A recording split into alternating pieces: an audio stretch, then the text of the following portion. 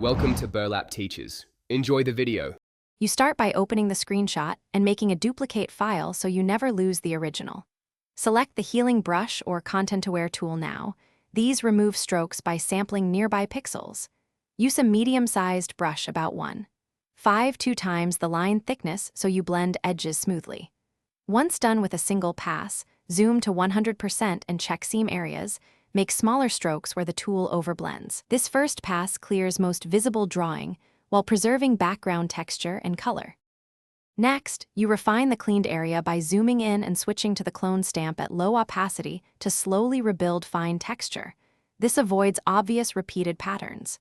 Use a layer mask so you can paint corrections non-destructively and erase mistakes easily. For patterned or gradient backgrounds, sample nearby areas frequently and rotate or scale clones slightly to avoid tiling. Make short strokes and alternate sampling points. This keeps tones consistent. Once you achieve visual continuity, flat to finish, you add a subtle noise layer or a tiny Gaussian blur to blended spots so grain matches the rest of the screenshot. This hides micro seams. Toggle the visibility of your edited layer versus the original to spot artifacts quickly and undo or mask areas that read wrong.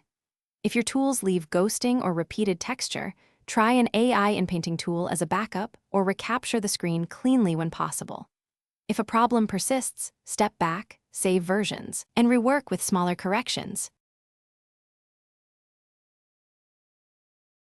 Thanks for watching. Consider subscribing if this video helped you.